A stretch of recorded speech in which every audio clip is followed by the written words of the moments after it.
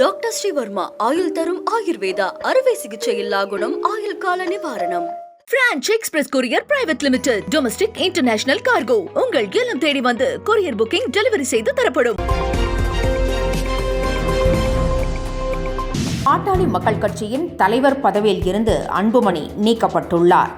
இனி தானே தலைவராக செயல்படுவதாகவும் அன்புமணி செயல் தலைவராக இருப்பார் என்றும் கட்சியின் நிறுவனர் ராமதாஸ் அறிவித்திருக்கிறார்.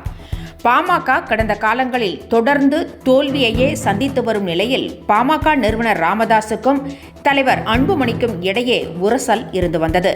இந்த உரசல் கடந்த டிசம்பர் மாதம் வெளிப்படையாக தெரிந்தது.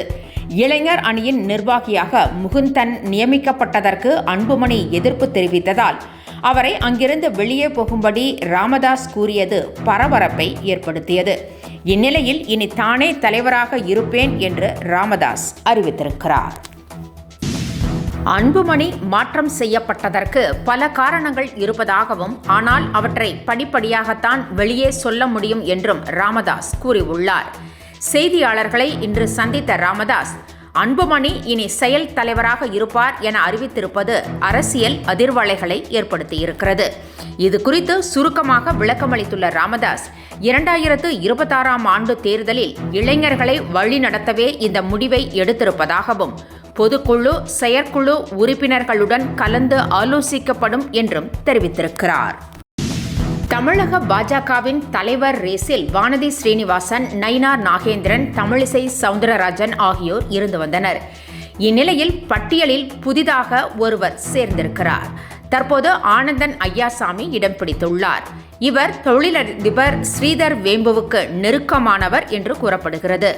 பாஜக தலைவர் பதவிக்கு புதுமுகமாக இருக்க வேண்டும் என்றும் தென் மாவட்டத்தைச் சேர்ந்தவராக இருந்தால் நன்றாக இருக்கும் என்றும் பாஜக தலைமை நினைப்பதால் ஆனந்தன் ஐயாசாமியை சாய்ஸில் வைத்திருக்கிறதாம்.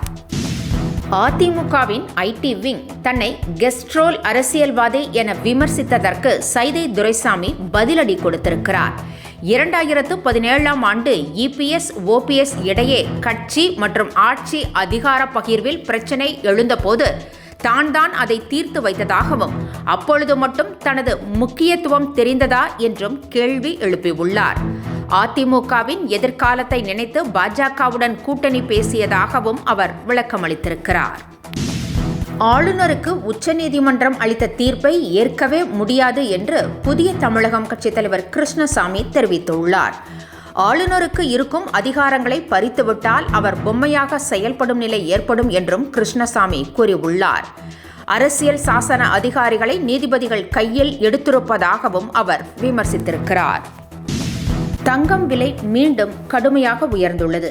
சென்னையில் ஒரு சவரன் ஆபரண தங்கம் இன்று 1200 ரூபாய் அதிகரித்து 68,480 ரூபாய்க்கு விற்பனை செய்யப்படுகிறது. 1 கிராம் 8,560 ரூபாய்க்கு விற்கப்படுகிறது. அமெரிக்க அதிபர் டிரம்பின் வரி விதிப்பால் அந்நாட்டு பங்குச்சந்தை ஆட்டம் கண்டுள்ள நிலையில் தங்கத்தின் விலை உயர்வுக்கு இதுதான் காரணம் என்று கூறப்படுகிறது. அஜித்தின் குட் பேட் அக்லி படத்தை அவரது ரசிகர்கள் கொண்டாடி வருகின்றனர். அஜித் நடித்த அண்மையில் வெளியான விடாமுயற்சி திரைப்படத்தை ரசிகர்கள் கொண்டாடிய போதிலும் அது வர்த்தக ரீதியாக வெற்றி பெறவில்லை என்று கூறப்படுகிறது. இந்நிலையில் ரசிகர்களின் மிகுந்த எதிர்பார்ப்புக்கு இடையே அஜித் நடித்துள்ள குட் பேட் அக்லி திரைப்படம் இன்று திரையரங்குகளில் வெளியாகியிருக்கிறது. இந்த படத்தை அஜித் ரசிகர்கள் கொண்டாடி வருகின்றனர். தர்பூசணி பழங்களை பார்த்து மக்கள் இனி பயப்பட வேண்டாம் என மருத்துவ நிபுணர்கள் மீண்டும் விளக்கமளித்துள்ளனர். தர்பூசணி பழங்களில் சாயம் கலக்கப்படுவதாகவும் அது உடல் நலத்திற்கு தீங்கிழைக்கும் என்றும் செய்திகள் வெளியாகியிருந்தன. இதனால் தர்பூசணி பழத்தின் விலை வீழ்ச்சியடைந்து விவசாயிகளும் வியாபாரிகளும் பெரும் இழப்பை சந்தித்து வந்தனர். ஆனால் தர்பூசணி பழங்களை அச்சமின்றி உண்ணலாம் என்றும் அவை உடல் நலத்திற்கு நன்மை பயக்கும் என்றும் ஆன்டி ஆக்சைடுகள் இதய நோய்களிலிருந்து பாதுகாக்கும் என்றும் 96% நீர்ச்சத்து இருப்பதால் உடலுக்கு தேவையான நீர்ச்சத்து கிடைக்கும் என்றும் மருத்துவ நிபுணர்கள் கூறியுள்ளனர்.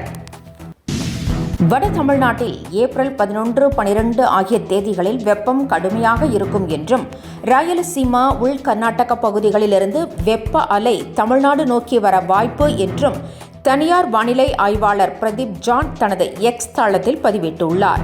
வேலூர், ராணிப்பேட்டை, காஞ்சிபுரம் மாவட்டங்களில் 2 நாட்களுக்கு வெயில் கடுமையாக இருக்கும் என்றும், சென்னை, திருவள்ளூர் மாவட்டங்களிலும் அடுத்த 4 முதல் 5 நாட்களுக்கு வெப்பம் கடுமையாக இருக்கும் என்றும் அவர் தெரிவித்திருக்கிறார். சென்னை மீனம்பாக்கத்தில் 104 டிகிரி ஃபாரன்ஹீட் வெப்பம் பதிவாக வாய்ப்புள்ளதாகவும் பிரதீப் ஜான் தனது எக்ஸ் தளத்தில் பதிவிட்டுள்ளார். கடல் காற்று பலமாக வீசுவதால் தூத்துக்குடி மாவட்டத்தில் மீன்பிடி படகுகள் கரையில் நிறுத்தப்பட்டுள்ளன. தூத்துக்குடி கடல் பகுதியில் பலத்த காற்று வீசி வருகிறது. 500 விசை படகுகள், 1000 நாட்டு படகுகள் கரையில் நிறுத்தப்பட்டுள்ளன. தென் கடலோர குமரி கடல் பகுதி, மன்னார் வளைகுடா பகுதியில் இன்று பலத்த காற்று வீசும் என்றும் வானிலை ஆய்வு மையம் எச்சரிக்கை விடுத்துள்ள நிலையில் தூத்துக்குடி கடல் பகுதியில் பலத்த காற்று வீசி வருகிறது. கொடைக்கானலுக்கு கோடை சீசனை முன்னிட்டு அரசு சிறப்பு பேருந்துகளை இயக்குகிறது. கொடைக்கானலில் இருந்து மதுரைக்கும், மதுரையிலிருந்து கொடைக்கானலுக்கும் வழக்கமாக வந்து செல்லும் பேருந்துகளை தவிர புதிதாக ஒரு ஏசி பேருந்து தற்போது இயக்கப்படுகிறது.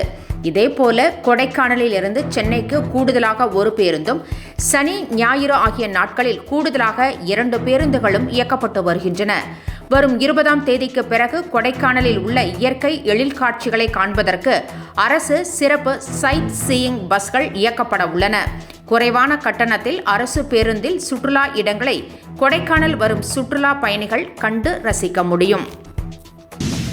தங்கத்தின் விலை ஒருபுறம் கடுமையாக உயர்ந்து வரும் நிலையில் வெள்ளியின் விலையும் தொடர்ந்து உயர்ந்து கொண்டே வருகிறது. இன்று வெள்ளி 1 கிராம் 3 ரூபாய் உயர்ந்து 107 ரூபாய்க்கு விற்பனை செய்யப்படுகிறது. 1 கிலோ வெள்ளி 1,07,000 ரூபாய்க்கு விற்பனை செய்யப்படுகிறது. வெள்ளியின் விலை கடந்த 2 நாட்களில் மட்டும் கிலோவுக்கு 5,000 ரூபாய் உயர்ந்திருக்கிறது. தங்கத்தின் விலை கடுமையாக உயர்ந்து வருவதால் திருமணம் போன்ற சுப காரியங்கள் வைத்துள்ள மக்கள் பெரும் சிரமத்திற்கு ஆளாகியுள்ளனர். மக்களின் சிரமத்தை புரிந்து கொண்டு கோவையைச் சேர்ந்த பொற்கொல்லர் ஒருவர் விரலி மஞ்சளில் கலை நுணுக்கத்துடன் தாலியை அழகாக உருவாக்கியுள்ளார்.